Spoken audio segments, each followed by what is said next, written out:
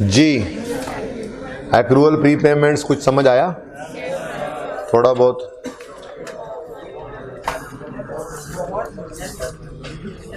Okay, बहुत मुश्किल था तो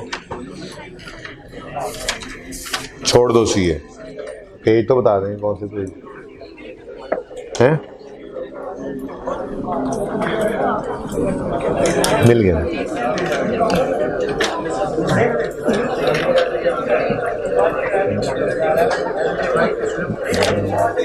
ओके जी, पेज 314 अपनी बुक्स को ओपन करें। पेज 314। अच्छा जी, टेस्ट कैसा रहा वैसे?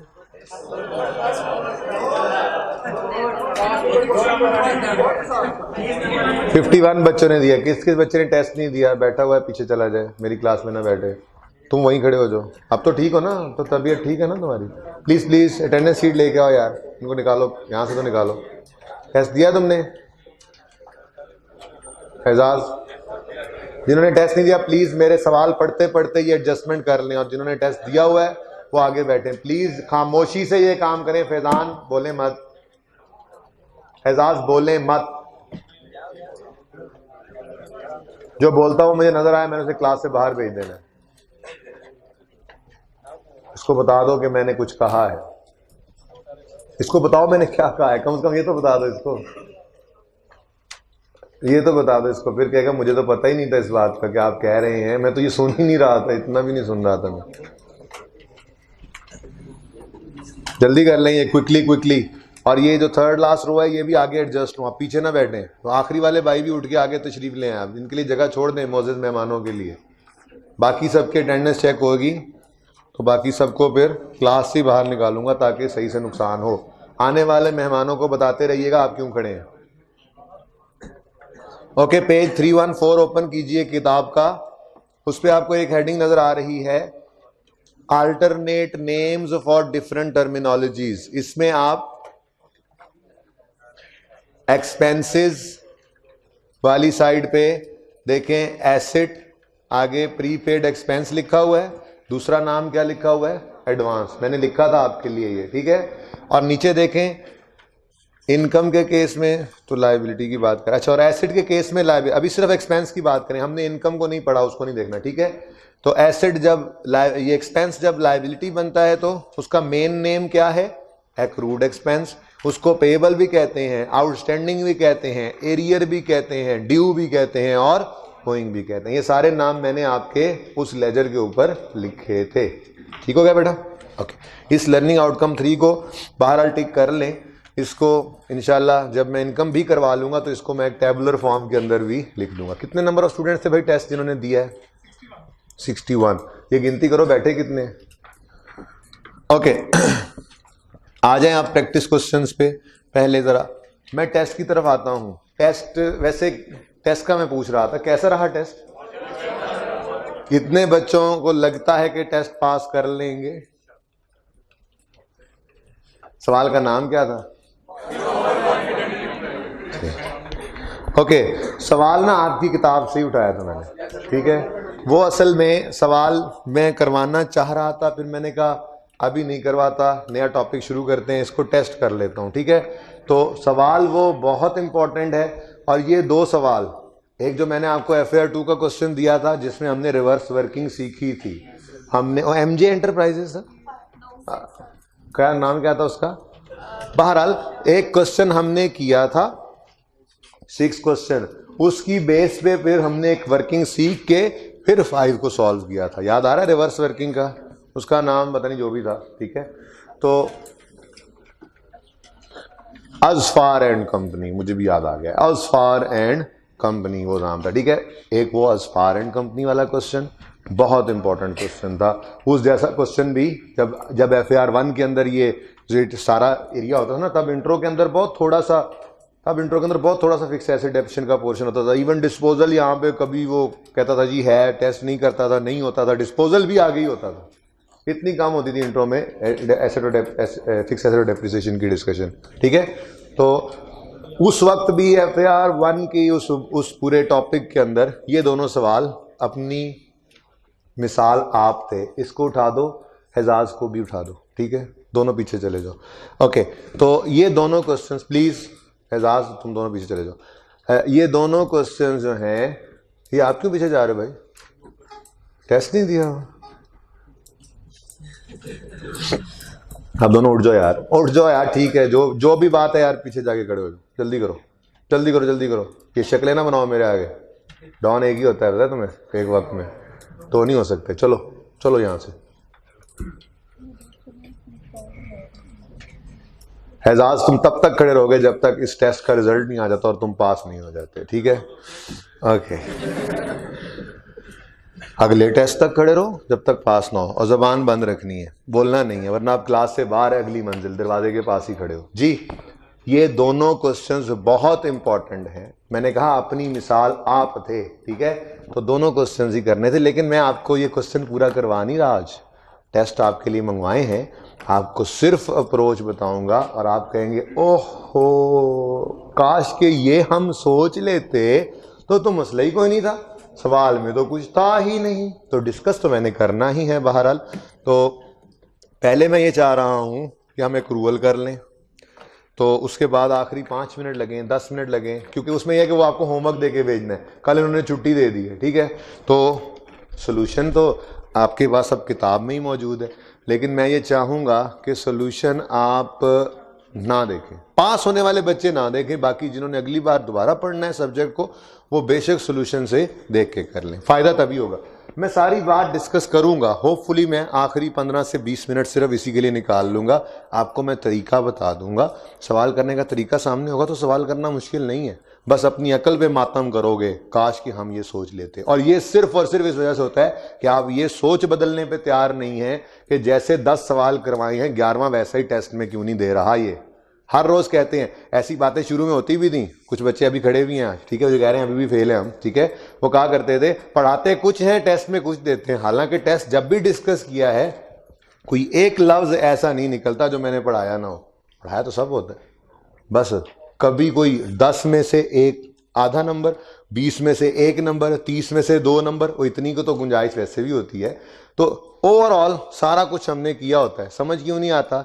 दिमाग को सोचने की आदत ही नहीं है, दिमाग को आदत है यूं करके सवाल करने की।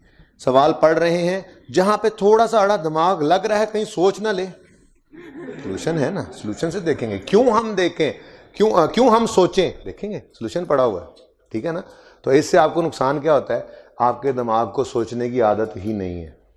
तो ये एक उसूल, जो पास करना चाहे और इवन जो अच्छे नंबरों से पास करना चाहे, वो एक बात जिंदगी के लिए याद रख ले, होमवर्क का क्वेश्चन हो, टेस्ट का क्वेश्चन हो, दोबारा भी करो, जब तक पूरा सवाल कर ना लो, चाहे गलत सही, सोल्यूशन कभी ना देखा करो, क्योंकि पेपर के अंदर ना मैंने होना है ना इस सोल्यूशन ने होना है, पेपर के अंदर आपने होना है और आपके इस दिमाग ने होना है जिसको या तो चलने की आदत पड़ गई थी सेशन में या नहीं आपने पढ़ने दी थी, तो इसको डालने आदत, ठीक है? तो क्वेश्चन में इंशाल्लाह डिस्कस करूंगा। चाह ये रहा हूँ, ये एक्सरसाइज आपकी हो रही है, आपके दिमाग की एक्सरसाइज हो रही है कि आपको इसको सोचना आ जाए, तो इंशाल्लाह सोचने लग जाएंगे। अभी तो है महीना डेढ़ मेरे पास कि आप लोग। ओके, क्वेश्चन नंबर 2 पे आए।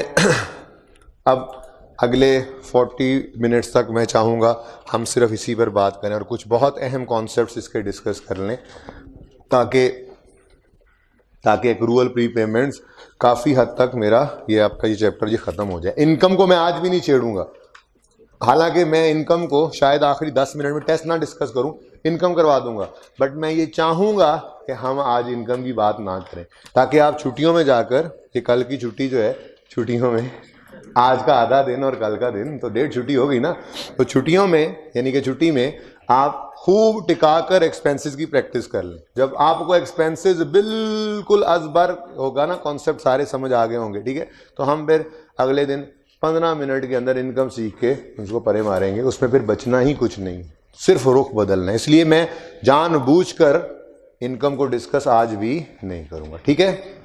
ओके, तारिक आगे आना, पीछे ना बैठ जाना। क्वेश्चन नंबर 2 पे आ जाएं। Question number 2, practice question number 2, page 315। कितने बच्चों ने ये किया? Okay, practice question 2, page 315। कितने बच्चों ने किया है? होमवर्क कितने बच्चों ने किया हुआ है? बैठे हुए भी हैं और ना किया हो वो तो बता दें। होमवर्क, बैठे हुए हैं और होमवर्क नहीं किया हुआ, वो कौन है? बैठे हुए हैं और होमवर्क नहीं किया। कितनी छुट्टियां हुई बेटा आपकी? अच्छा, हाँ जी, बाकी सब ने होमवर्क किया हुआ है। हाँ, अच्छा, ये एजाज और तुम दोनों में से किसका है कसूर था ये जो बोल रहे थे थोड़ी देर पहले? ऑप्शन पूछ रहा था, ठीक है, ये पूछ रहा था ना। तुम आगे बैठ जाओ, बैठ जाओ आगे, ठीक है, ओके। अच्छा जी, क्वेश्चन नंबर 2 में कोई मसला आया है तो बताएं। मैं चाह तो ये रहा हूँ कि अगर मसला है तो मैं क्विकली इसको डिस्कस कर लूँ। किसी एक बच्चे को भी थोड़ा सा भी मसला हुआ है तो बता दें प्लीज़, प्लीज़, कोई नहीं, शर्म नहीं करनी। किसी एक को भी मसला हुआ है तो मेरे पास वो प्ली होगी कि मैं ये सवाल कर लूँ, वरना तो मैं करने लगूंगा तो बच्चे कहेंगे ले सवाल असी करने वेला बंदा टाइम ज़ाया करने लग जाता है। किसी एक को भी मसला है तो मुझे बता दें। 1 2 2 3 4 5 6, ये जानबूझ के कर रहे हो आप बेटा? ओके, ठीक है जी, आप बोलें। अभी सुन लें, आप सारा सवाल जरा जल्दी से देख ही लेते हैं, ठीक है, ओके। क्वेश्चन नंबर 2 करना क्विकली है, ठीक है, सवाल पे देर न लगे। ये 5 मिनट में मेरा टारगेट है, ये सवाल कर लेना है। मैंने आपको कहा था कि ये बहुत अच्छी रिक्वायरमेंट्स हैं एमसीक्यूज के पॉइंट ऑफ व्यू से, ठीक है, okay. From the information given below you are required to calculate charge to the profit. मैंने कहा था ये प्रॉफिट एंड लॉस वाली फिगर है, ठीक है। और दूसरा, state the amount of accrual prepayment as at closing, balance sheet में जो जाता है, ठीक है, ओके। नाउ ये टेस्ट दिया हुआ है, आगे आ रहे हो?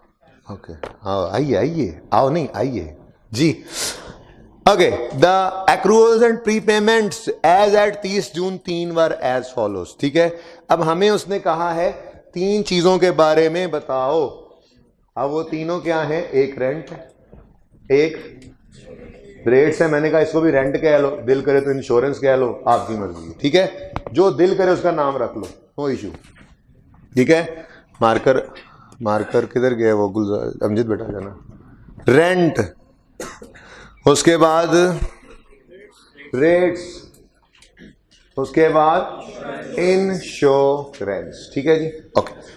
क्विकली स्टेप्स वही 4 हैं, तो स्टेप्स को प्रैक्टिस करते रहेंगे डिस्पोजल की तरह से, तो अगली चीज़ें ही आसान होती जाएंगी। फिर इनकम की बारी आएगी, आसान होगा। जैसे वहाँ पे स्टेप्स ऑफ डिस्पोजल रोज़ बोलते थे, तो वहीं से एक्सचेंज हो गया, वहीं से बुक वैल्यू पे भी एसेट बन गया, उसका डिस्पोजल भी हो गया, ठीक है, ओके जी। स्टेप 1 क्या है हमारा जी? हम ओपनिंग बैलेंस लिखेंगे। सवाल में ओपनिंग गिवन है, ठीक है, एक्रूअल्स एंड प्री पेमेंट्स हैं।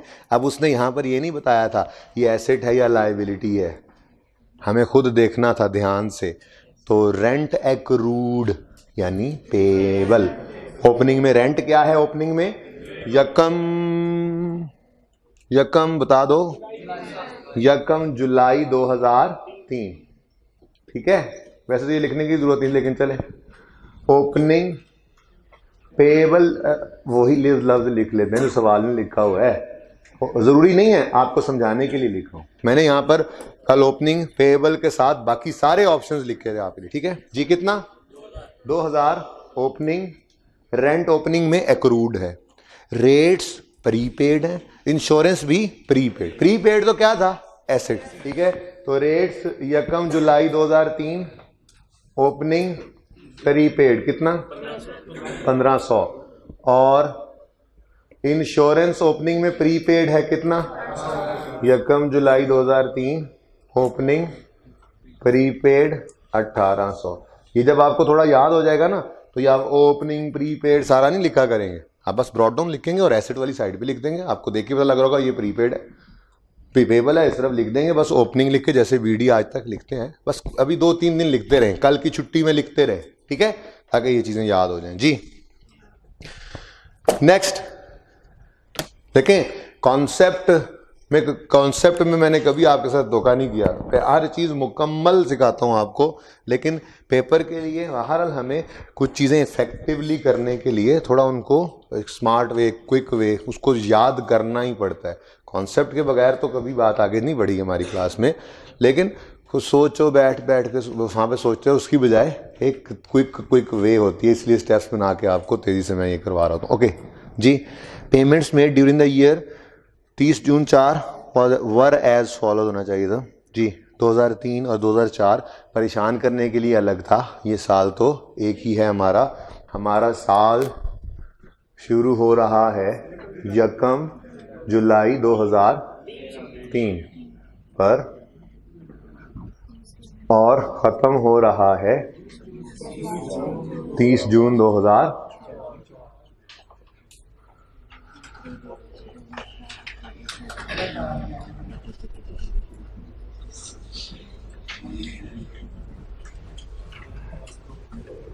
यूज ही कर लेंगे इसको। अप्रैल, मई, जून, जुलाई, अगस्त। पेपर में बनाने की जरूरत नहीं, अगर फर्स्ट हो तो फिर बना लो। अक्टूबर, नवंबर, दिसंबर। अगर क्लियरली बात समझ आए तो फिर ये बनाने मत बैठ जाना। ओके जी। अब पेमेंट्स गिवन है, लेकिन पेमेंट को सिर्फ देखना है कि हमारे साल 1 जुलाई 3 के बाद या 30 जून 4 से पहले पे हो, तो फटाफट लिख लेना है, नहीं सोचना किस अरसे की है। तो 10 अगस्त 3। बोलो क्या हुआ? अप्रैल, अच्छा एक साथ से नहीं, चलो वो मैं कर लेता हूँ जी। 10 अगस्त हमारे साल में है, ये तो जगह जुलाई लिखा हुआ ना। 10 अगस्त हमारे, वो कर लेता हूँ सही। 10 अगस्त हमारे साल में, 26 अक्टूबर 3 साल में, 2 नवंबर 3 हमारे साल में, 3 साल में है, 3 साल में है, ठीक है। 12 दिसंबर 3 हमारे साल में है, फिर 17 अप्रैल 4 और 9। तो ये तो सारे के सारे ही रिकॉर्ड करने थे, ठीक है जी। ये जुलाई, अगस्त, सितंबर, अक्टूबर, नवंबर, दिसंबर, जनवरी तो सही था। नवंबर, दिसंबर, जनवरी, अगस्त, अच्छा, फरवरी, सितंबर, मार्च, अक्टूबर, ओके, जून, ओके। अब ठीक है, ये सारे के सारे हमारे इसी साल में आ रहे थे जी। अब बारी बारी हर एक को देख लें, ठीक है, क्या ख्याल है? तो पहले रेंट है, तो रेंट की एक 10 अगस्त को पेमेंट है, एक 12 को पेमेंट है, एक 17 को पेमेंट है। सिर्फ इसको टिक कर लो, पहले रेंट कर लेते हैं क्विकली। ये तीनों पेमेंट्स हमारे साल की हैं, इन तीनों को हमने रिकॉर्ड करना है। अलाउड? ठीक है, चलो। तो जी पहली एंट्री किस दिन होगी जी? 1 अगस्त, 10 अगस्त, ठीक है। तो 10 अगस्त को आपने एंट्री पास की, rent debit 10/8/2003, rent debit, cash credit कितना? 3000। उसके बाद 12 अगस्त में आगे पढ़ ही नहीं रहा, या आपने आगे जितना कुछ लिखा हो उसको ब्रैकेट में कर दिया होगा, जिसको हमने पिछले सवाल में डिब्बा लगाया था। और मैंने कहा था ये पेमेंट पीरियड, क्या मतलब? पेमेंट का पीरियड है, पेमेंट कितने अरसे की है, किस महीने से किस महीने तक की है, ये तो हमने स्टेप में देखना ही नहीं होता, ठीक है। तो कैश रिकॉर्ड कर रहे हैं, हमारे साल में पे हुआ है बस, ठीक है। तो जी उसके बाद 10 अगस्त के बाद 12 दिसंबर को रेंट पे हुआ। तो 12 एक और 12 हो जाता तो ऐसे क्या था जी, रेंट डेबिट। फिर हम लोग मैसेज करते हैं, मुबारक दिन है आज बड़ा, it will happen only after इतने ईयर्स, ठीक है। तो फिर सोशल मीडिया पे ये मैसेज चलता, बोले कितनी amount? Rent debit, cash credit 4000। Next payment है कोई और? बिल्कुल, कितनी है, किस दिन है? 17/4 को, 17/4/2004 पर रेंट डेबिट कितने से? फिर 4000 है, चलो ठीक है। Step 2 is over. स्टेप 2 क्या था? We will record cash. While recording cash we will ignore payment. हमने नहीं देखा पेमेंट का पीरियड कितना है, पेमेंट की डेट देखी है बस हमने, सिर्फ पेमेंट की। अगर हमारे इन 12 महीनों में है तो हम उसको रिकॉर्ड कर रहे हैं, ठीक है।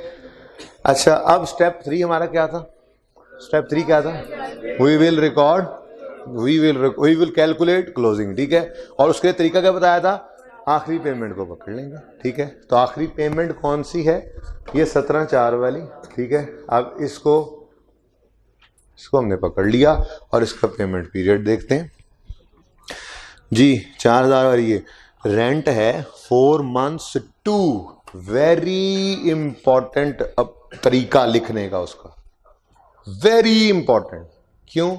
ऐसे आपको अब फाइनल अकाउंट्स में बहुत दफ़ा ये चीज़ हेल्प करेगी और ये फिर सारी ज़िंदगी हेल्प करती रहेगी। ये जो अल्फाज लिखे हुए थे FR1 में FR2 बहुत काम की एडजस्टमेंट है। ये जो अल्फाज लिखे हुए हैं शायद पहले आपकी क्लास में डिस्कस हुआ हो, नहीं भी हुआ हो तो ठीक है।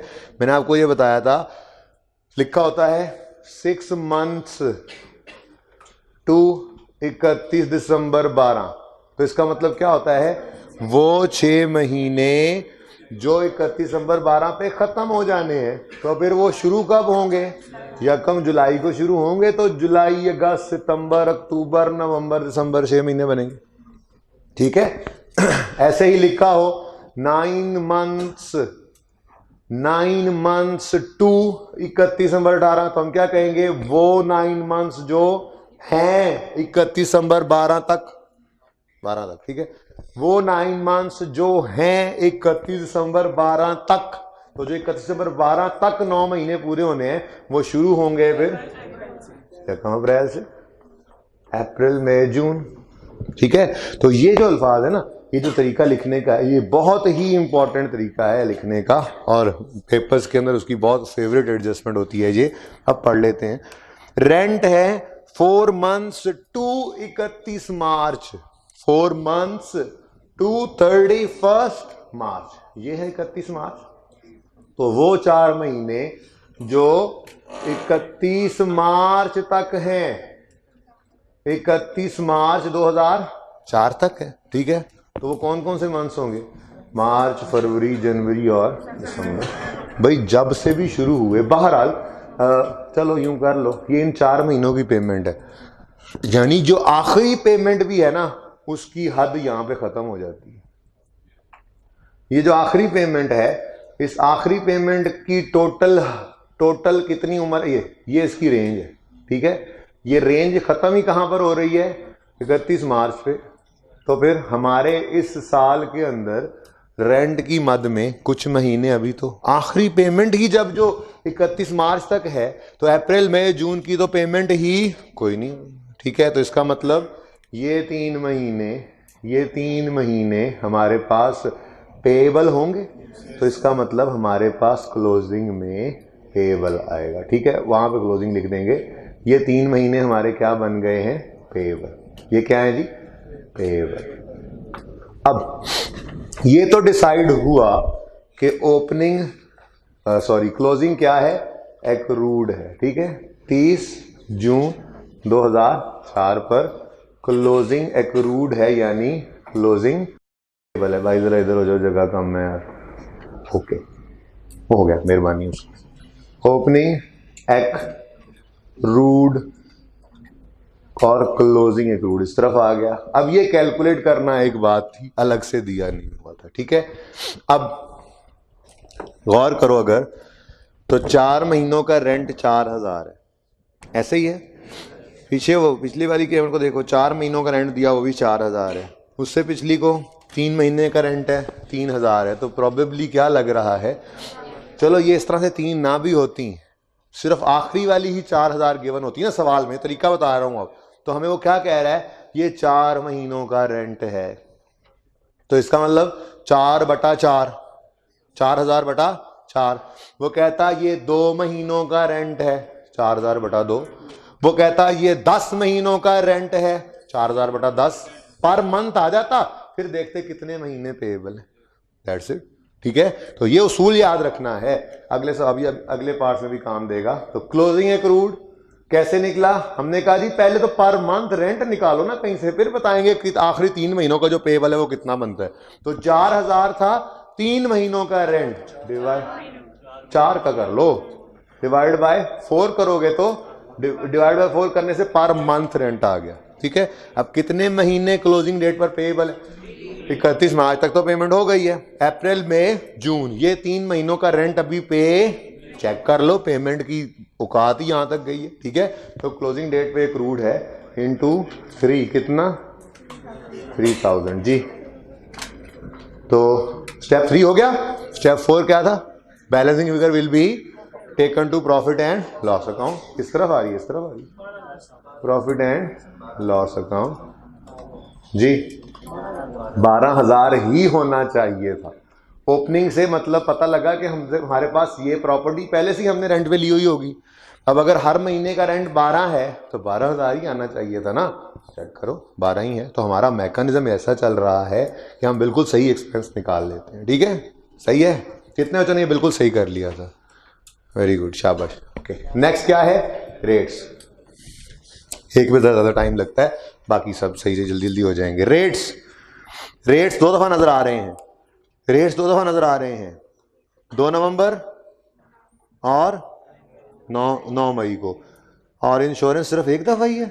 ओहो, तो और कम से कम टाइम होता जा रहा है। ठीक है, रेट्स, रेट्स स्टेप 1 ओपनिंग लिखेंगे, लिख चुके। ठीक है जी। स्टेप 2 पेमेंट रिकॉर्ड करेंगे, और पेमेंट रिकॉर्ड करते हुए डेट देखनी है। तो दोनों की डेट हमारे साल में ही पड़ रही है। पहली पेमेंट किस दिन है? 2 नवंबर 3 को, ऊपर 3 भी लिखा हुआ। ठीक है, 2 नवंबर 3 यहाँ। ठीक है, और सेकंड पेमेंट 9 मई 2004 को, यहाँ पे 9 मई 2004 को। ठीक हो गया? चले, तो पेमेंट्स तो दोनों रिकॉर्ड करनी है। पहली पेमेंट है 2/11/3 और दूसरी 9/5/4। जी, रेट एक्सपेंस है। मैंने कहा रेट से परेशान हो तो इसको कोई भी एक्सपेंस कह लो, बस रेट से एक्सपेंस है। ये एक्सपेंस का लेजर बन रहा है। लिखता नहीं हूं एक्सपेंस में, क्योंकि इसमें एक्सपेंस भी है, इसमें पेड भी है, इसमें पेबल प्रीपेड भी है। ठीक है, पर अपने समझने के लिए ऐसे छोटा सा करके यहाँ लिख लिया करो ये एक्सपेंस, ताकि आपको आसानी रहे एंट्री करते हुए। ये रेट से एक्सपेंस है जी। पेमेंट की एंट्री, किसी भी एक्सपेंस की पेमेंट की एंट्री क्या होती है? वो वाला एक्सपेंस। Debit, cash, credit. जी, कितने से? 2500 और ये 35 है। 30 दोनों 35 है। जज़ाकल्लाह। 35 डेबिट, कैश, क्रेडिट। समझ आ गई? Okay, step 2 is over. Step 2 is over. Step 3 we will calculate closing. कौन सी पेमेंट में पढ़ना है? एनु पढ़ लो, ये आखिरी पेमेंट। ऐसे डिब्बे नहीं लगाने, बस पता है आपको ये आखिरी पेमेंट है, इसको पकड़ लो। तो इसको ब्लू कर लेते हैं। ठीक है जी। आखिरी पेमेंट किस दिन हुई है? यहां पर 1 मई पे।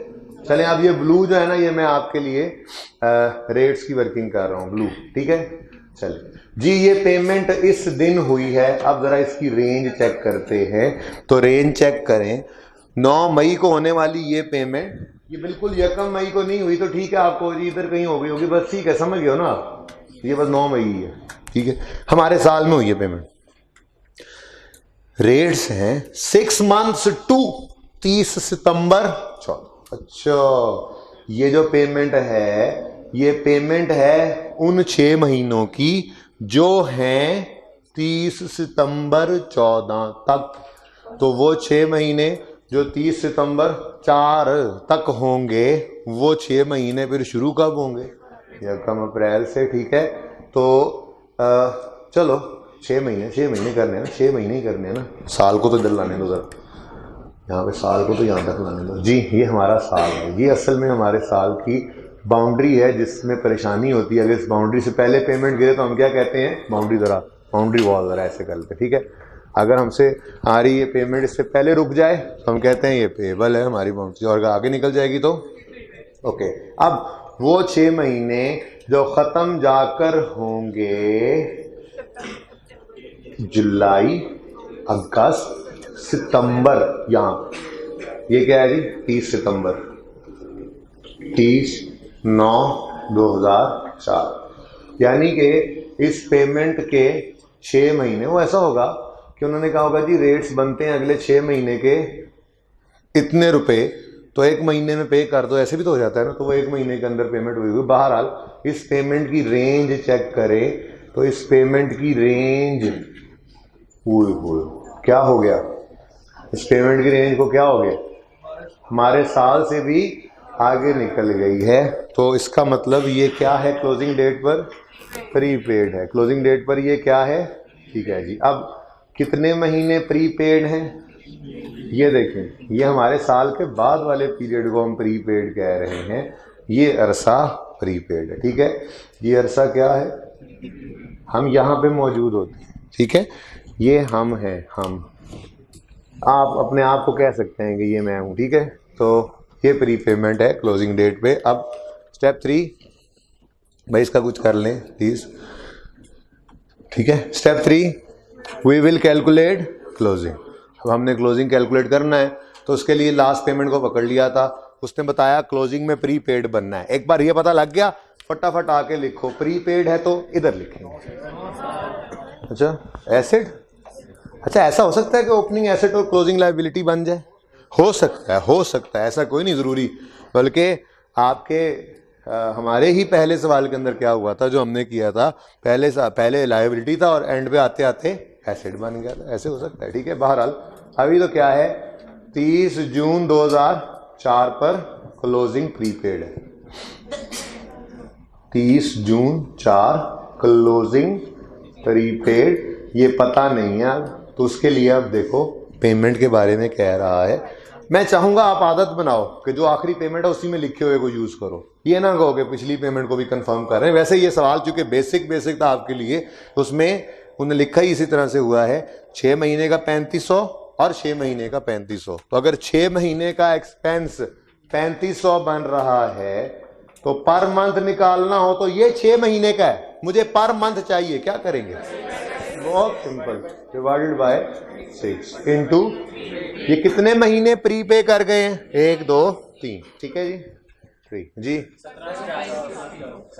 1750। Step 4, balancing figure will be taken to profit and loss account जी। 6750। ये पर मंथ बना कितना था? 3500/6 बना कितना था?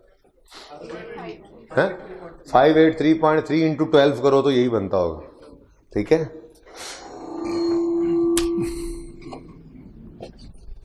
ओके लास्ट ये अच्छा सवाल लगा मुझे, ठीक है, हो गया इसमें 10 से 15 मिनट लग गए, बट हम और मजबूत हो गए अब अपने कॉन्सेप्ट में। अब हम तेजी से चीज़ों को समझ सका करेंगे इसमें जी।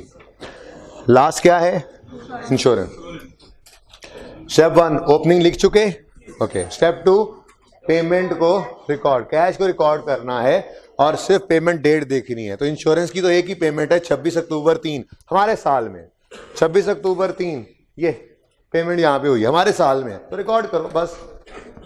26/10/3 insurance debit cash credit 6000। Step 2 is over, ठीक है। अब स्टेप 3 क्या है? We will calculate closing. Insurance लाल हो गई,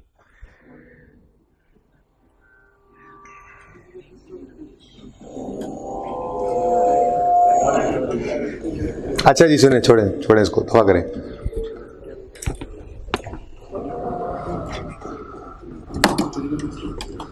ओके गौर से सुनते रहे। अब इंश्योरेंस 1 ईयर टू 31 अक्टूबर 4 जी। सालाना नहीं कोई एक्सपेंस हो सकता, ठीक है, 5 साल भी हो सकता है। ये ले जाएं जी, ये अपने पास रख लें, वहीं से फिर बैटरी चेंज करके वो ला देंगे जी। बोले इंश्योरेंस का एक्सपेंस सालाना नहीं हो सकता क्या? लाइट तो छोड़े, पहले मुझे तुम माइक ऑन करके दे, तो वो लाइट में तो माइक भी नहीं चलेगा कितनी देर के लिए। ओके बुआ खोल दो फिर।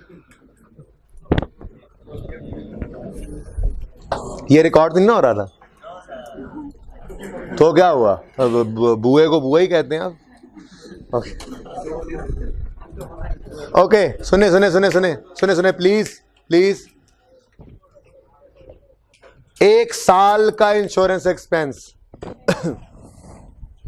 लगा ही लेता हूं, गला पहले, शुक्र है कल छुट्टी आ गई, मेरा तो गला बैठ गया था पड़ा जी।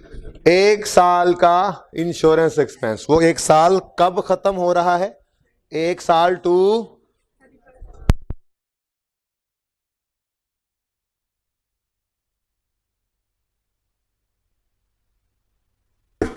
पता भी है तुम्हें कि क्यों गए, तुम्हें बहुत शदीद गुस्से की सूरत में सजा दी गई है सबको।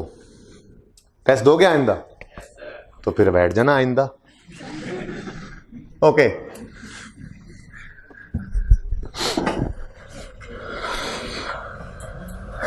आप एक बिजनेस है, ठीक है, मैं बिल्कुल सादा सी एग्जांपल, जब मैं ये प्रूव करूंगा ना, दूसरे वाली बात जो मैं कह रहा हूं इनहिराफ करूंगा, तो उस वक्त के लिए आज ही जगह खाली छोड़िएगा, ये भी बता दूं, ठीक है। जब वहां पे बात आएगी तो मैं रेफर करूंगा इस तरफ कि आपने एक्रूवल के टॉपिक में एक कॉन्सेप्ट लिखा था सफ़े में, आधे सफ़े पे वो कॉन्सेप्ट लिखा था, बाकी आधा सफ़ा मैंने आपसे छुड़वा दिया था। ये आधा सफ़ा, ये वाली चीज़ उस आधे सफ़े पे जाकर नोट करें ताकि वो आमने सामने रहें। वहाँ पे शायद मैं दोबारा नोट करूँ, लेकिन आपने इनको इकट्ठा ही रखना है, ठीक है। तो इधर देखेंगे, ट्रायल बैलेंस पर पहुंचने से पहले ज़रा ट्रांजैक्शन बता देता हूँ। ऐसे ही अज्यूम करता हूँ, मैं ये अज्यूम कर रहा हूँ, तो आपको बता रहा हूँ ताकि आपको पता रहे। अज्यूम कर रहा हूँ कि बिजली का बिल 1 रुपया है पर मंथ, और ये ताकि 12 नजर आ जाए ना, 12 रुपये 12 महीने के होंगे, इसलिए इस तरह से कह रहा हूँ। बिजली का बिल 1 रुपया पर मंथ है और किराया भी 1 रुपया पर मंथ है। तो अगर इनकम स्टेटमेंट में एक्सपेंस नजर आएगा तो वह एक्सपेंस कितना नजर आना चाहिए? 12 रुपये रेंट एक्सपेंस, 12 रुपये इलेक्ट्रिसिटी एक्सपेंस, ठीक है। अब होता क्या है, अकाउंटेंट ने एक्रूवल प्री पेमेंट्स पढ़े नहीं होते, कजन की शादी पे चला जाता है, ठीक है। जब वापस आता है तो एक्रूवल प्री पेमेंट्स का टॉपिक हो चुका होता है, ठीक है। या 25 की छुट्टी हो जाती है तो वो 23 और 24 की छुट्टी भी साथ कर देता है, हालांकि एक छुट्टी के साथ 2 छुट्टियों में लाना तो बड़ी बेवकूफ़ी की बात है। बच्चे हैं छुट्टी पे माशाल्लाह, मुझे जो है वो पता लग रहा है क्लास की स्ट्रेंथ से, ठीक है। तो एक आधी छुट्टी साथ, 2 छुट्टियां साथ मिलाई तो एक्रूवल तो हो जाता है, ठीक है। अब एक्रूवल हो गया था, अब वो अकाउंटेंट ही लगेगा, चार्टर्ड अकाउंटेंट तो नहीं ना लगेगा जाके, ठीक है। तो वो अकाउंटेंट था बेचारा, ठीक है। अब उसको नहीं पता था ये एक्रूवल प्री पेमेंट भी कोई चीज़ होती है, ठीक है। ऐसे ही कहानी बना रहा हूँ, ठीक है ना। तो जैसे जैसे कैश पे होता है, अकाउंटेंट, मैंने आपको बताया था रेक्टिफिकेशन में कि अकाउंटेंट कैश की एंट्री स्किप नहीं करता, गलत कर देगा, स्किप कभी नहीं करेगा। क्यों? कैश क्रेडिट हो रहा है, कैश डेबिट हो रहा है, कैश आ रहा है, कैश जा रहा है, कैश का हिसाब उसमें रखना होता है, कैश का हिसाब देना भी होता है। तो कैश बढ़ रहा है डेबिट, कैश कम हो रहा है क्रेडिट, बिल्कुल सही करेगा। एंट्री गलत करेगा, रेक्टिफिकेशन पढ़ेंगे, एंट्री में बेशक गलत करता रहे, कैश का रुख नॉर्मली सही होता है। दूसरी, जैसे कैश डेबिट डेटर क्रेडिट करना था, कैश डेबिट सेल क्रेडिट कर दे, गलती है, कैश डेबिट सही करता है। बहरहाल एक आध दफा सवाल के अंदर ऐसी भी चीज नजर आई थी मुझे पास पेपर की एडजस्टमेंट में, वो जब लिखा होगा तो वो वैसे ही होगा। उसने कहा एक बार कैश की भी गलती होगी, तो है तो इंसान ही ना कि ये कि कैश को देखते ही कैशियर या अकाउंटेंट सिर्फ बिल्कुल कंप्यूटर मशीन बन जाता है, नहीं, है तो इंसान ही ना, तो कभी गलती हो भी सकती है। बहरहाल नॉर्मली मैंने कहा अकाउंटेंट कैश की गलती, कैश की एंट्री स्किप नहीं करता। अब हुआ क्या होगा, सारा साल बिल पे होते रहे होंगे, उसने एक रेंट एक्सपेंस का लेजर बनाया होगा अपनी तरफ से, ठीक है। मैं इसको रेंट ही लिख देता हूं। उसने रेंट का एक लेजर बनाया अपनी तरफ से, ठीक है। और ये अब इंट्रो की वो बेसिक वाली बातें हैं जो मैंने आपको शुरू में बताई थी, ठीक है। उसने रेंट पेमेंट की बेस पर रिकॉर्ड करना शुरू कर दिया, ठीक है। हर महीने का बिल अगले महीने पे होता है, आपको पता है, ठीक है। तो जून का बिल, अज्यूमिंग बिजनेस अभी शुरू हुआ था, जान ही छुड़ा लो, अज्यूमिंग बिजनेस अभी शुरू हुआ था, तो ये पहला हमारा साल है बिजनेस का, ठीक है। पहले महीने जनवरी का बिल फरवरी में, फरवरी का मार्च में, मार्च का अप्रैल में, हर महीने पे हो रहा है। तो करते करते 11 महीनों का बिल पे हुआ होगा। और बोलो, जनवरी वाला फरवरी में, फरवरी वाला मार्च में, मार्च वाला अप्रैल में, अगस्त वाला सितंबर में, अक्टूबर वाला नवंबर में, नवंबर वाला दिसंबर में, और दिसंबर वाला जाकर पे होगा जनवरी में। अब दिसंबर 31 तक कितने बिल पे हुए होंगे? 11 बिल पे हुए होंगे, ठीक है। तो उसने 11 दफा एंट्री की होगी rent debit cash credit, rent debit cash credit, rent debit cash credit, ठीक है। ये कहानी आपके सामने नहीं हुआ करेगी, मैं ये बताना चाह रहा हूं आपको। आपके सामने कहानी ये होगी जो ट्रायल का एक्सट्रैक्ट आपके सामने है, आपके सामने फाइनल अकाउंट के सवाल के अंदर ट्रायल में इस तरह से ये एक्सपेंस लिखा होगा स्टेशनरी, और नीचे स्टेशनरी की एडजस्टमेंट होगी। यहां पे रेंट लिखा होगा, अगर लिखा हुआ है तो रेट्स लिखा हुआ होगा, अगर लिखा हुआ है तो नीचे उसकी एडजस्टमेंट होगी, उसके नंबर होंगे। बैलेंस शीट में आपके सामने फिक्स एसेट लिखे होंगे, नीचे डिस्पोजल होगा उसका, बात समझ रहे हैं? तो हर टॉपिक को हमने पहुंचाना है फाइनल अकाउंट पे कि वो टॉपिक इंडिविजुअल भी तैयार हो जाए। और 18 से 22 नंबर का सवाल आता है फाइनल अकाउंट का, तो मैं इसीलिए हर टॉपिक के अंदर एक्सट्रैक्ट बना रहा होता हूं कि हमें पता हो हर टॉपिक को इंडिविजुअली। ऐसे जब फाइनल अकाउंट में जाएंगे तो याद होगा, हाँ फिक्स एसेट का तो ये करते थे, हाँ एक्रूअल में तो ये करते थे। अब कल परसों जब कल की छुट्टी ना होती तो बहरहाल हो गई, अब तो 26 को तो ना शायद शुरू कर भी लें, लेकिन 27 को हम बैट आउटफुट डेट शुरू करेंगे। अब उसमें आप देखेंगे इनकम स्टेटमेंट, बैलेंस शीट, वहां पे भी एक्सट्रैक्ट बना रहे हैं। तो जब फाइनल अकाउंट में पहुंचेंगे तो सिर्फ उस डाटा को संभालना रह गया होगा हमारे लिए। तो हम 6-7 दिन सिर्फ उसकी प्रैक्टिस करते हैं कि ये सवाल है, इसको संभालना कैसे, इसको करना कैसे, वरना उसकी एडजस्टमेंट एक भी ऐसी नहीं होती जो हमने कहीं ना कहीं पढ़ी नहीं हुई। सब कुछ पढ़ते हैं।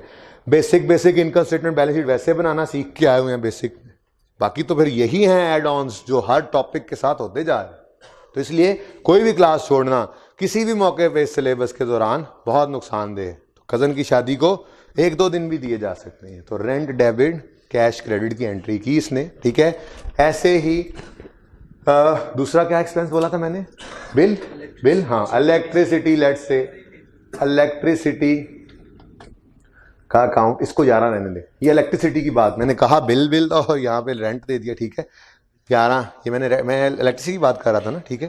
तो 11 बिल पे किए हमने, तो 11 रुपए। मैंने कहा ना अज्यूम करो हर महीने का बिल 1 रुपया है, तो 11 रुपए बिल पे हो गया। ऐसे ही हर महीने का रेंट है 1 रुपया और पेमेंट हमने की है 15 रुपए, ठीक है। उसने पेमेंट की, उसने एंट्री कर दी रेंट, डेबिट, कैश, क्रेडिट, ठीक है।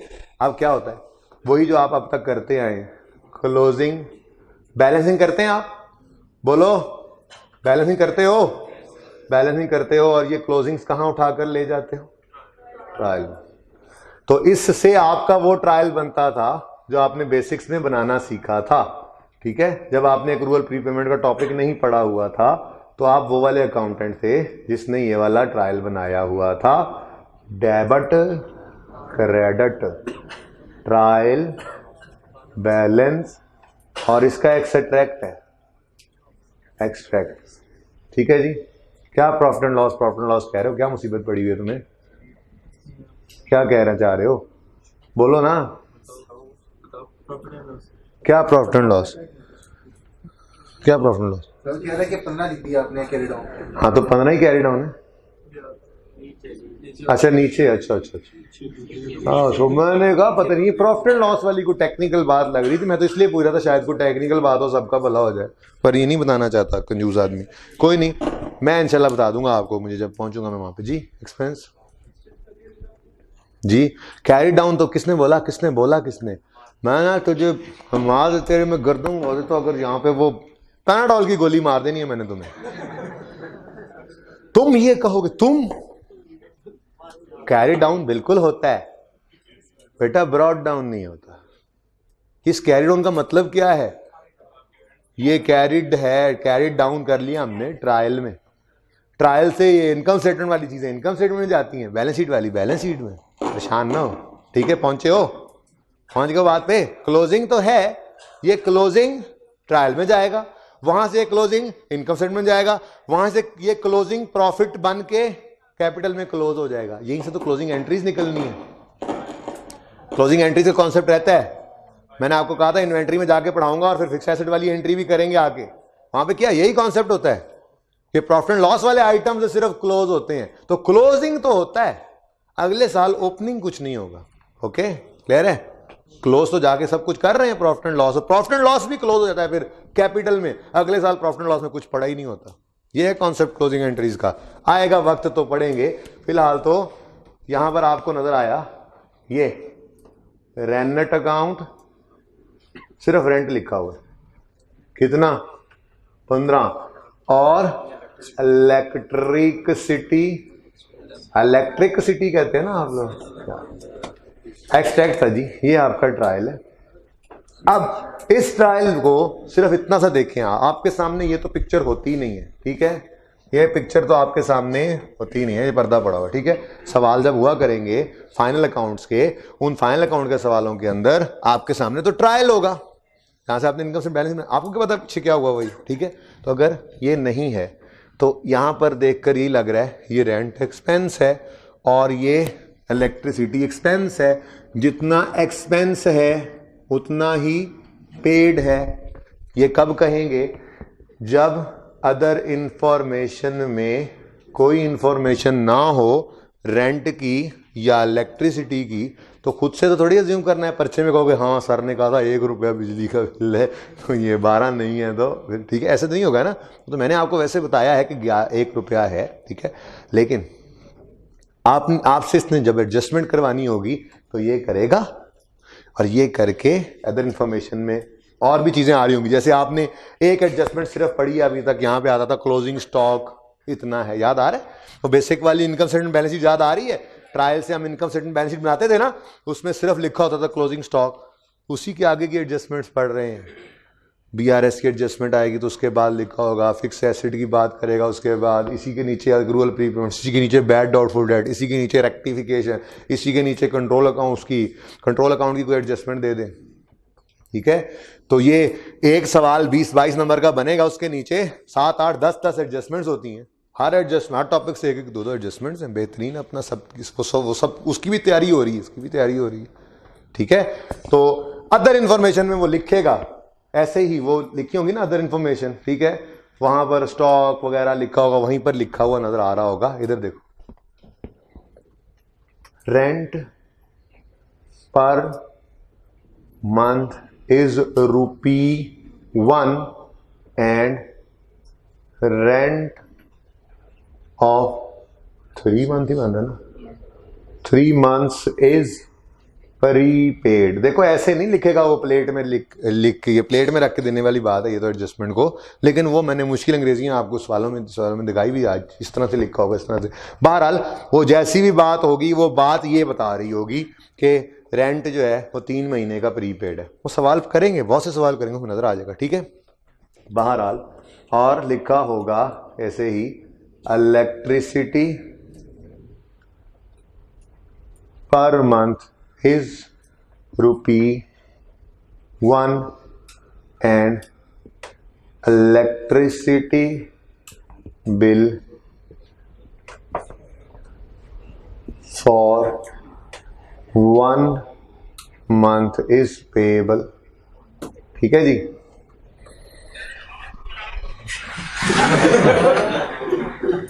अच्छा जी, कौन साहब थे ये कौन साहब थे जी? मोहतरम आप थे?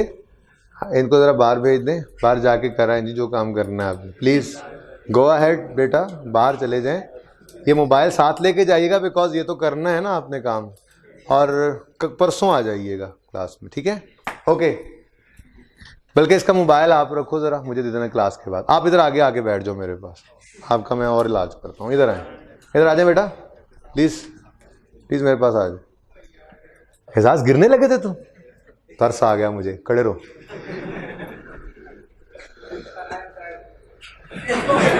ओ तुम खड़े क्यों यार? तुम ना खड़े हुआ करो, तुम्हें कोई सजा नहीं है। मैंने तुम्हें कहा हुआ है, तुम्हें क्लास में कोई पूछ कुछ नहीं है। टेस्ट बेशक ना दिया करो, होमवर्क ना दिया करो, बैठो जा आगे, जहाँ मर्जी बैठ जाओ, गो अहेड। तुम्हें कोई पूछ कुछ भाई, ये अमजद इसको मत कुछ गा दो, होमवर्क ना करे, टेस्ट ना दे, इसको खुली छुट्टी है ये तो, ओके। 15 मिनट रह गए हैं, तो ये 15 मिनट खड़े रहने वालों को पता लगेगा आज के क्या होना है उनके साथ। बेटा आप तो चुप कर जाए ना, आपसे तो मैंने पूछा नहीं, बैठना तो बैठ जाए। ये तो मेरी और एजाज की लड़ाई, बैठना आइंदा बोलोगे। इधर आओ बेटा, इधर आओ, इधर मोबाइल दे दिया आप, जमा कर लिया, बस ठीक है। इधर आओ, आजा मेरे चांद, इधर आज। ऐनक भी नहीं आज लगाई हुई, कैसे? इससे अगली दूसरी रो में आ जाओ। शर्मा क्यों रहे हो? कुछ नहीं होता, बैठ जाओ। ग्लासेस कहाँ हैं तुम्हारी आज? तो वहां से नजर आ रहे हैं ग्लासेस बगैर? अच्छा, तो वहां से नहीं नजर आ रहा तो क्यों खड़े थे? बताया क्यों नहीं अभी तक? ओके, टेस्ट दीजिएगा आइंदा, खड़े रहे अभी। ओके, यहां तक कोई मसला नोट किया? अच्छा सुने, नहीं हुआ तो बाकी हो जाएगा, आप सुन लेना, तवक्कुफ हो गया। सुने अब, ये ट्रायल जिसमें कोई प्रीपेड क्लोजिंग या प्रीपेड या पेएबल क्लोजिंग ना आ रहा हो, उस ट्रायल में नज़र आने वाली फिगर जो है वो पेड की होती है। असल उसूल तो ये है, लेकिन वो वाला ट्रायल मैं बनाऊंगा कब? जब मैं फाइनल अकाउंट के करीब पहुंचूंगा। तो ये आपने आप नोट कैसे करना है, आपका ये सफ़ा जो होगा इसमें सफ़े की हाफ साइड पे आप ये ट्रायल बनाएंगे और बाकी हाफ साइड पे वो काम करेंगे जो आपको 2-3 दिन से सिखा रहा हूँ, ठीक है। और जब हम फाइनल अकाउंट में पहुँचेंगे तो ऐसे ही अगले हाफ पे वो मैं सिनेरियो 2 बताऊंगा आपको। ये है टाइप 1 का ट्रायल, जब टाइप 2 का आएगा तो उसकी जगह यहीं पे होनी चाहिए, ठीक है, इसी सफ़े पे इसी के साथ ही हो, ओके। बहरहाल फिलहाल वो जगह खाली रहेगी। अब हमने क्या किया था, हमने क्या करना है, वही मैंने आपको जो 4 स्टेप्स सिखाए हुए हैं, हमने वही 4 स्टेप्स परफॉर्म करने हैं। तो इधर देखें, हम कहेंगे जी रेंट, इधर देखो, step 1 we will record opening, there is no opening even ना प्रीपेड ना payable. Step 2 we will record cash. और मैंने आपको अभी तक ये कहा है, फिलहाल तो आप ये याद करो ना, ऐसे ही याद रख लो कि ट्रायल में नजर आने वाली फिगर कौन सी होती है, कैश पेड की, कैश पेड की। तो एंट्री बोलो, rent debit, cash credit. Step 3 we will record closing. वो मुश्किल वाले सवालों के लिए वो स्टेप्स लिखवाएं, यहाँ पे तो खुद कह रहा है rent per month is 1 rupees and 3 month rent is prepaid. तो क्लोजिंग में फिर क्या है, बोलो बोलो बोलो, क्लोजिंग में क्या है, प्रीपेड। यहाँ पे आप लिखोगे 1 रुपया है और 3 महीने का प्रीपेड है तो 3 हो गया। अब बताओ एक्सपेंस कितना है, प्रॉफिट एंड लॉस में बैलेंसिंग फिगर एक्सपेंस कितना है, 12। समझ रहे हो बात को? तो आपको इनकम स्टेटमेंट में एक्सपेंसेस वाले पोर्शन में बकौल आपके 1 रुपया अगर किराया है 1 महीने का, तो 12 महीने का किराया कितना नजर आना चाहिए, 12। अब अगर वही उठाकर लिखते आप एक्सपेंसेस में इनकम स्टेटमेंट में, तो क्या वो सही होता? तो गलत। लेकिन ये एक्सपेंस की एडजस्टमेंट करने से ये एक फिगर भी तो आई है कि प्रॉफिट एंड लॉस में ले जाओ रेंट एक्सपेंस, जबकि बैलेंस शीट में करंट एसेट्स में एक एसेट भी बनाओ जिसका नाम है प्रीपेड रेंट। ये 3 रुपए इधर ले आओ, सारा 15 ना एक्सपेंस है ना सारा 15 एसेट है, 15 में से 12 का एक्सपेंस है, 3 रुपए आपके पास एक right to receive services in future है, ठीक है, सही है ना। ऐसे ही इलेक्ट्रिसिटी देखो जरा, इलेक्ट्रिसिटी अकाउंट स्टेप 1 ओपनिंग लिखेंगे, कोई नहीं है हमारे पास, ना ही प्रीपेड ना ही payable. Step 2 we will record cash, कितना 11। अब सवाल चुप होता तो क्लोजिंग भी 0 करते और इसको एक्सपेंस में उठाकर लिख देते, लेकिन सवाल क्या कह रहा है, रेंट पर मंथ 1 रुपया है और 1 महीने का रेंट क्लोजिंग में क्या है, पेएबल।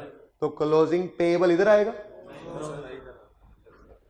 क्लोजिंग पेएबल जी। इधर देखो 1 रुपये पर मंथ और 1 महीने का पेएबल, तो 1 आ गया। अब ये मैकेनिज्म ही ऐसा है, प्रॉफिट एंड लॉस में बैलेंसिंग फिगर कितनी गई, 12। यही तो हम कह रहे थे, ठीक है, ये बात कर रहे थे ना। तो आपने कहा चलो जी ये rent expense, sorry electricity expense है और एक्सपेंसेस तो प्रॉफिट एंड लॉस में जाते हैं, कितने, 12, ठीक है।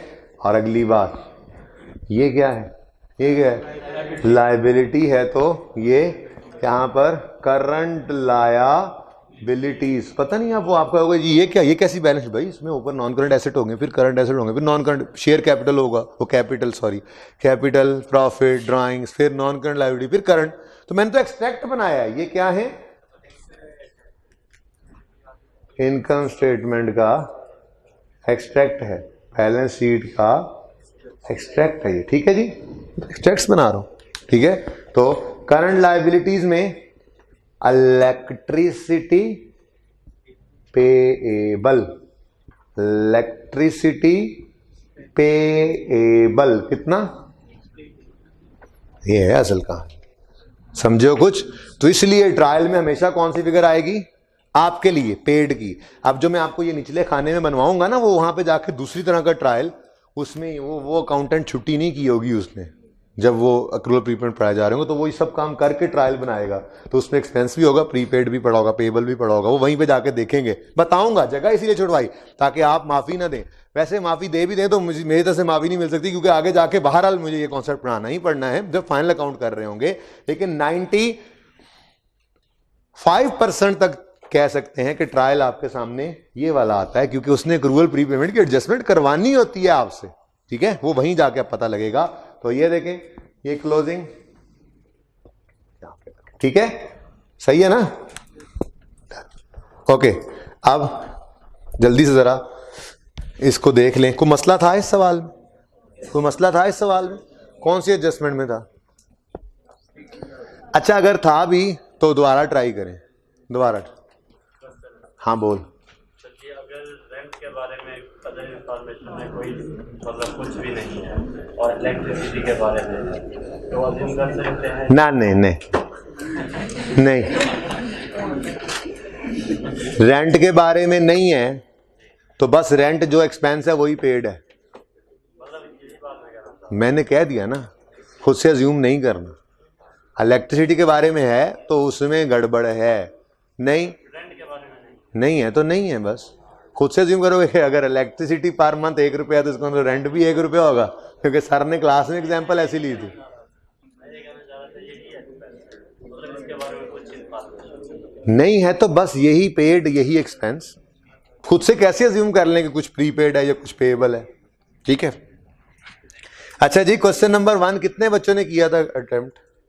कैश पेड की फिगर बोल दी थी ना, तो इसलिए किसी को मसला हुआ ही नहीं मेरे ख्याल में ना। किसी को किसी एडजस्टमेंट में मसला है तो बताएं जी। चलें, कोई बात नहीं, मसला नहीं भी था तो जिनको है दोबारा।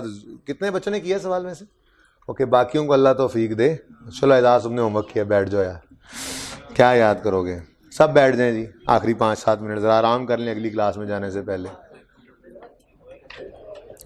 साथ होना फिर भी मुझे तरस आ गया। अच्छा सुने सुने सुने, क्वेश्चन 2 उसमें इनकॉम है, क्वेश्चन 1 को ही दोबारा करना है, बट ये क्वेश्चन होमवर्क में नहीं है। असल तो होमवर्क अब शुरू होगा। बहरहाल क्वेश्चन नंबर पास पेपर क्वेश्चन नंबर 20 कौन कौन से यार? I16 वाले वो भी रहते हैं, लेकिन मैंने टेस्ट डिस्कस करना है जी। 18 लो जी, आज डिस्काउंट ख़त्म हो गया। अब मंडे को क्लास में जो बैठना, ये मंडे मतलब थर्सडे को क्लास में जो बैठना चाहे वो ये दोनों सवाल प्लस ये किसके हैं जी? ये फिक्स एसेट एंड डेप्रिसिएशन के हैं, फिक्स एसेट एंड डेप्रिसिएशन के, ओके। और ये अब मैं लिख रहा हूं एक्रूवल्स के जी।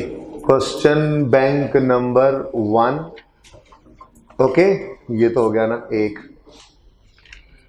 सेकंड, कुछ एग्जाम्पल्स हैं, बहुत ज़बरदस्त एग्जाम्पल्स हैं और सारी ही करनी है।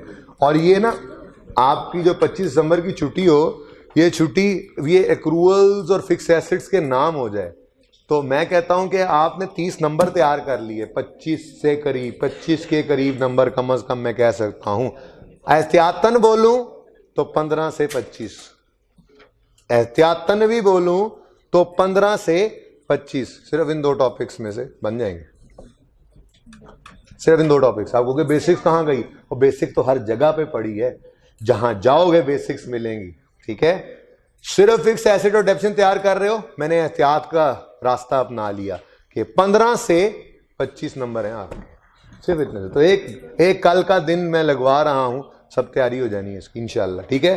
क्योंकि टेस्ट वाला सवाल अल्टीमेट क्वेश्चन था, वो डिस्कस करता हूं 5 मिनट में, पता लग जाएगा, हंसोगे, खुद पे हंसी आएगी, शर्म भी आएगी, सवाल भी कर लोगे। सोल्यूशन ना देखना मौजूद है आपके पास, सोल्यूशन इसलिए फोटोकॉपी पे नहीं रखवाया, MCQs बता दूंगा अभी, ठीक है, और क्वेश्चन डिस्कस करना है। बहरहाल यहां पर आइए जल्दी से, page number 307 of your book, page 307 of your book. बड़े ध्यान से निशान लगाइएगा, ये ना हो किसी इनकम वाले सवाल को शुरू कर दो और सारा कॉन्फिडेंस लूज हो जाए। इसलिए ध्यान से मैं जिन एग्जांपल्स की बात करूंगा, अगर आप 25 का ये दिन कल का लगा लेंगे इस पे, तो मुझे कभी उम्मीद है अल्लाह की ज़ात आली से कि आपको परसों सिर्फ आधा लेक्चर हमें जो है वो इससे एक्रूअल प्रीपेमेंट से लगाना पड़ेगा और हम बैड डाउटफुल डेट्स की बुनियाद डाल देंगे कल परसों इंशाल्लाह, ठीक है। लेकिन आपने ये नहीं कहना कि इनकम है ही नहीं। भाई मैं कह रहा हूँ हम इनकम समझो है ही नहीं हमारे, यूँ समझो आउटर सिलेबस है, ऐसे समझ कर तैयारी करो कि बस अल्टीमेटली तैयारी इतनी करनी है बस, ठीक है। तो एग्जाम्पल्स यहाँ पे हैं, हेडिंग नजर आ रही है।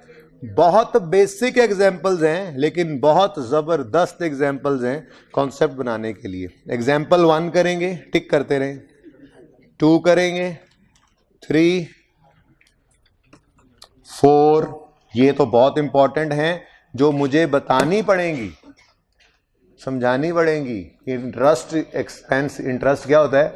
लोन लिया उस पर इंटरेस्ट पे किया, एक्सपेंस है, ठीक है, एक्सपेंस है। अगर जितना बनता था उतना पे ना किया तो यार ये ब्लू जैकेट खड़े हो जाओ, खड़े हो जाओ, खड़े हो जाओ बेटा, शाबाश, ठीक है। ये याद करवाना मुझे, गुलजार नहीं यार तू बैठ जा यार, तेरी मेहरबानी, या अमजद गुलजार मुझे याद करवाना, इसको परसों भी हमने खड़ा करना है बच्चे को, ठीक है, वरना आप खड़े रहोगे क्लास में, याद ना आया तो। ओके, ये रिकॉर्डिंग जो हो रही है भाई साहब, आपने मुझे याद करवाना है। रिकॉर्डिंग तो देखेंगे ना कल दोबारा कि कौन कौन सी या मेरी जवलियाँ आपने निकालनी है बीच में से, तो उस वक्त ये बात भी आपको पैगाम में मिल जाएगी कि सर को याद करवाना है ये ब्लू शर्ट वाला भाई जो है ये। ओके जी, एग्जाम्पल नंबर 2, 3। अच्छा सुने, लोन मैं कह रहा था, लोन बैंक से पैसा लिया, बैंक का पैसा लिया, उसको सूद देना पड़ेगा, ठीक है।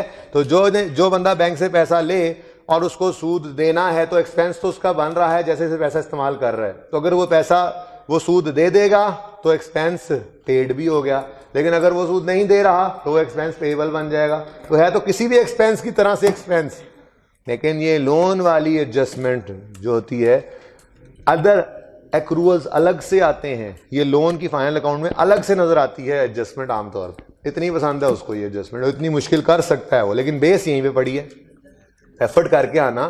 ये इन एग्जाम्पल में से अगर किसी चीज़ में मेरा टाइम लगना है ना परसों, तो वो इस लोन वाली जो एडजस्टमेंट पे लगना है। मैं आपको 3-4 चीज़ें उसूल की लिखवाऊंगा, ठीक है। हमारा उसूल क्या है? वैसे तो हम हमेशा 4 स्टेप अप्रोच पे चल रहे हैं, हमेशा एक्सपेंस की फिगर बैलेंसिंग निकाल रहे हैं, लेकिन मैं आपको 3-4 चीज़ें लिखवाऊंगा कि कब हम पहले एक्सपेंस की फिगर भी निकाल सकते हैं। वो कौन सी सिचुएशंस होगी जब एक्सपेंस की फिगर पहले निकाल लिया करेंगे, प्लस लोन वाली बात। तो ये कुछ बातें करके पहले 10-15 मिनट में, उसके बाद 15 से 20 मिनट में इनकम की बात करवा के आपको, उसके बाद हम अगले टॉपिक पे मूव कर सकते हैं इंशाल्लाह, होपफुली। एग्जाम्पल 4 कीजिएगा, परेशान नहीं होना उससे। साथ साथ उन्होंने आगे जाके इनकम स्टेटमेंट बैलेंस शीट के एक्सट्रैक्ट्स बनाना शुरू किए हैं। आप पहले सवाल से ही बनाना शुरू कर देना, इनकम स्टेटमेंट बैलेंस शीट की एक्सट्रैक्ट मैंने आपके सामने वो देखे बना दिए, ठीक है। 4, 5 आफरीदी वाला सवाल 5। ओ नहीं नहीं नहीं, ये नहीं करना, ये कहने लगा था, ये मैंने बाद में बना के डाले थे, तो इसमें फिर सारे ही ऐसे हैं। आफरीदी, फखर जमान, मिसबा, ठहर जाओ, अभी वो पुराने सवाल है, आप नए डालूंगा तो उसमें बाबर आजम का ना, उस वक्त बाबर आजम नहीं था जी। सुन लो बेटा प्लीज। अब्दुल रज़ाक ये भी नहीं, वसीम अकरम भी नहीं, और बस सुन लो जी। आगे 10 आप कर सकते हैं, फिर 11 कर सकते हैं, फिर 12 कर सकते हैं। 10, 11, 12, वो जहां पे क्रिकेटर्स के नाम शुरू हुए थे ना वो छोड़ दें, वो इनकम वाले हैं, वो मैंने बाद में डाले थे। तो उस वक्त बस नाम, उस वक्त शायद नई PSL आई थी या जो भी था, वो बस देख रहा था। तो बहरहाल 12, 13 और 14, 15 कर लो बस, ठीक है। इधर देखें आप, और यार देखो एग्जाम्पल्स देखी हैं आपने, आपको ये बात करते हुए शर्म आनी चाहिए कि इतनी ज्यादा, मतलब देखें ना, एक एग्जाम्पल जिसमें एक ट्रायल इतना सा दिया होगा रेंट का और नीचे एक लाइन में एक एडजस्टमेंट होगी, तो वो इतनी ज़्यादा, वो तो एक सिटिंग में ही करनी है, ज़िंदगी में जब भी करनी है। तो सेकेंडली एग्जाम्पल नंबर बोलें जी कौन कौन सी थी? 1 to 4 है, 1 to 4, 10 to आई विश के मैं आपको एक इनकम वाली भी दे सकता आज ही, पर मैंने वो पढ़ाई नहीं हुई थी। ठीक है, तो ये रह गई। और तीसरा होमवर्क, हाँ जी बस करने लगा हूँ, मुझे भाई एक पेपर ला दो। तीसरा होमवर्क टेस्ट का क्वेश्चन नंबर 2 है, over confident limited, over confident enterprise. अब ओपन करें जरा टेस्ट जल्दी से।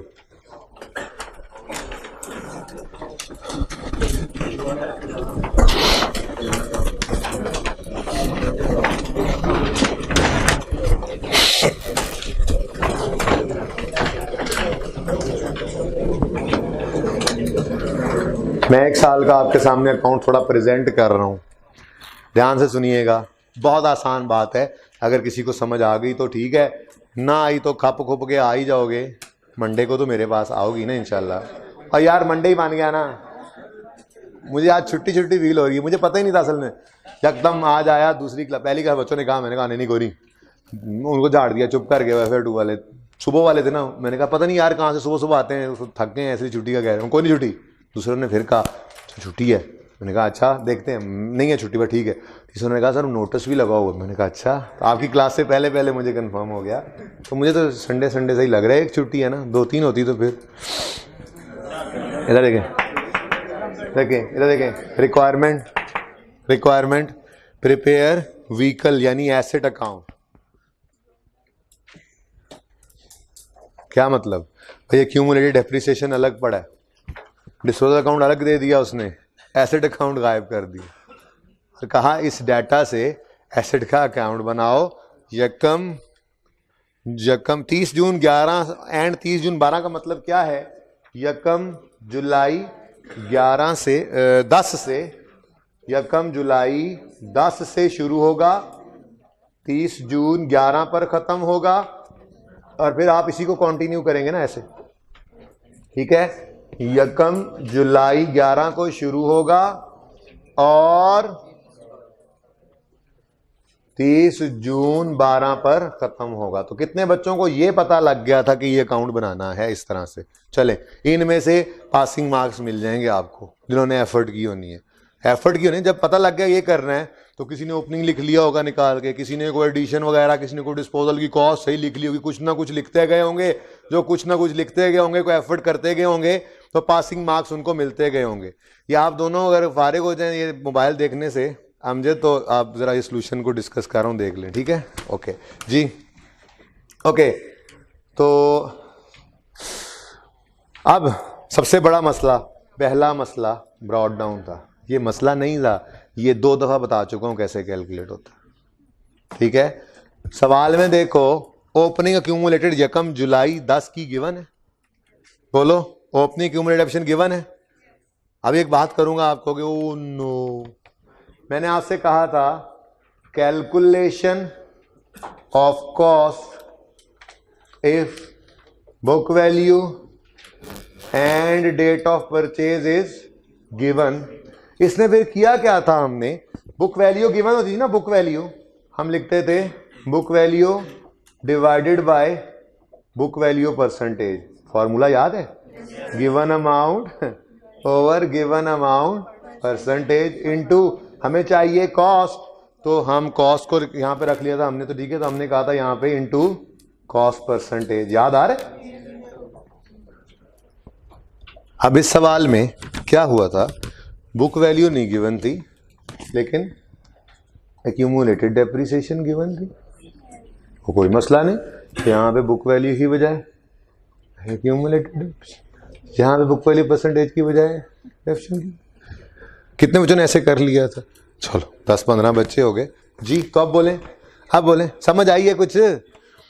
यकम जुलाई 10 पर एक्यूमुलेटेड गिवन है, बोलो तो आपने क्या करना था, इधर देखें, आपने कहना था, वही उसी तरह अज्यूम करो बेशक, आपने कहना था, वो कहता है पॉइंट 1 में डेप्रिसिएशन, पॉइंट 2 में, हाँ, accumulated depreciation brought down on यकम जुलाई 10 रेप्रेजेंट्स, लिख रहा है वो आगे, समझ ही ना आया आपको तो अलग बात है, ये रिप्रेजेंट कर रही है जी, बोलो, depreciation for the whole year on vehicles bought on यकम जुलाई 9, व्हीकल्स खरीदे कब थे, यकम जुलाई 9 पर, और उनके पूरे साल की डेप्रीसिएशन है यकम जुलाई 10 तक, तो मतलब एक साल ही बनता है मेरे ख्याल से, तो है ना। बालक छोड़ो, आपने तो ये सीखा हुआ था, assume cost is equal to 100, given आज भी कॉस्ट ही नहीं थी, ठीक है, कोई बात नहीं, सवाल ने, अब चलो चलो चलो ऐसी तरह देख लेते हैं, यकम जुलाई 9 कॉस्ट, जल्दी से बताओ, 100, 30 जून 10, 30 जून 10 क्या रेट है, क्या रेट क्या है, 20% रिड्यूसिंग बैलेंस, इधर देखो डेप्रीसिएशन 100 इंटू जी 20, ओके, इधर देख 80, ये 80 क्या है, WDV किस दिन की, 30 जून 10, इसको कह सकते हैं यकम जुलाई 10, ठीक है, यही चाहिए था ना हमें। अब मसला ये है, आज उसने ये नहीं दिया था कि हम यहाँ पर वो फिगर लिख लेते, आज हमें उसने ये, तो कोई बात नहीं, कोई बात नहीं, जो फिगर गिवन है यहाँ पे लिखो, जरा लिखो तो सही जरा, यहाँ पे क्या बना, क्या एक्यूमुलेशन गिवन है, 1360, इधर देखो 13, अप्रोच समझ लो, ट्राई करोगे ना, सोल्यूशन मत देखना प्लीज, ये ना कहना चलो वो साल तो समझ नहीं आ रहा तो सोल्यूशन देखें, इसलिए अब डिस्कस करके भेज रहा हूं कि सोल्यूशन नहीं देखना, पहले कोशिश करनी है इस तरह से। ये 1360 सवाल में गिवन है, ये क्या WDV है, ये तो एक्यूमुलेटेड डेप्रिसिएशन है, तो फॉर्मूला तो आज भी वही लग रहा है। जब हम यहाँ पे परसेंटेज के हिसाब से आ गए तो हमने कहा given amount over given amount, percentage 20 है आज, इंटू रिक्वायर्ड अमाउंट परसेंटेज 100, ठीक है, जितना भी है अब कर लेना अब घर जाके। तो ये है एसेट अकाउंट की ओपनिंग फिगर, ठीक हो गया, सही है। अच्छा, अब चीज करने की जरूरत नहीं है, दिमाग को इस्तेमाल करना था। देखो फॉर्मूला मैंने बताया हुआ है, मैंने फॉर्मूला ये नहीं लिखवाया था आपको, अगर याद हो कि accumulated depreciation, sorry book WDV divided by WDV percentage into cost percentage, बल्कि मैंने आपको फॉर्मूला लिखवाया था given amount over given amount percentage. तो थोड़ा जहन इस्तेमाल करते तो आप पहुंचते इस पे। फॉर्मूला तो वही यूज़ किया मैंने, तो दिमाग को थोड़ा सा इस्तेमाल किया करो। ये छेड़छाड़ मेरी आपकी चलती रहेगी क्लास एंड तक, ठीक है, ताकि ICAP के लिए आप तैयार हो जाए। एक आधा सवाल होता है मुश्किल पूरे पर्चे में, मैं चाह रहा हूँ उसमें से भी पासिंग मार्क्स हो हमारे, बाकी तो इंशाल्लाह आप 2 हो जाएंगे मुश्किल, बाकी सब आसान भी होते हैं, पेपर बैलेंस्ड होता है, अगर आसान नंबर भी होंगे ओके, लेकिन मैंने मुश्किल नंबरों के लिए भी आपको तैयार करना है कि उसमें पासिंग मार्क्स हों आपके पास, तो प्लीज़ दिमाग को चलाना सीखें। उसके बाद जो अगली चीज़ टेक्निकल थी वो क्या थी, यहां पर आपको देखो तो व्हीकल डिस्पोजल की कॉस्ट नजर आ रही है। देखो पहले में 1420, ये भी आप लिख लेंगे, मुफ्त के नंबर थे। दूसरे में आपने 1200 लिख लेना था, ठीक है। अब मसला क्या था, मसला ये था, वो कहता है 2 व्हीकल्स वर परचेज ऑन यकम नवंबर 10, यहाँ पे यकम नवंबर 10, ये तो निकला है ना, अभी कितनी फिगर आई है अभी बताया, 6800, ओके जी।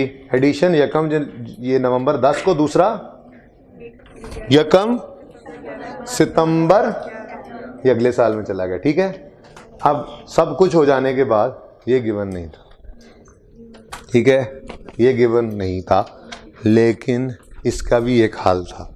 वो हल था एक्यूमुलेटेड डेप्रिसिएशन के अकाउंट में देखो आकर depreciation for the year given है, इधर देखो वर्किंग कैसे करनी थी।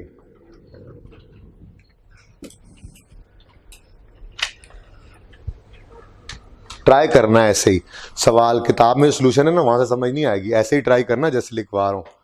देखो इधर हम क्या कहा करते थे, on opening excluding disposal, opening कितना है 6800 निकाला है अभी आपने, minus accumulated depreciation opening given है 1360। बोलो WDV मेथड है ना, ये लो WDV आ गई ओपनिंग। यहाँ पे क्या लगाओगे, जो भी रेट होगा।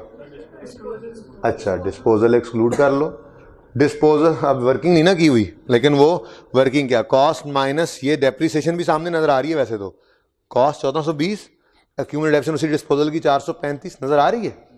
तो ये डिस्पोजल की डेट की होगी, बिल्कुल क्लोजिंग नहीं, डिस्पोजल की डेट की होगी। तो वर्किंग तो की हुई होगी ना, मैं कह रहा हूँ वर्किंग तो मैं नहीं कर रहा, लेकिन आपको मिल जाएगी ये ओपनिंग अकोमोडेशन मिल जाएगी ना। यहाँ पर आपने क्या कर देना है, माइनस, इस पर लगा दोगे रेट, ये डिस्पोजल है, ये वर्किंग में से निकलेगा, ठीक है जी, इनटू जितना भी होगा, ये 20% है। यहाँ से आपके पास ओपनिंग की डेप्रिसिएशन आ गई।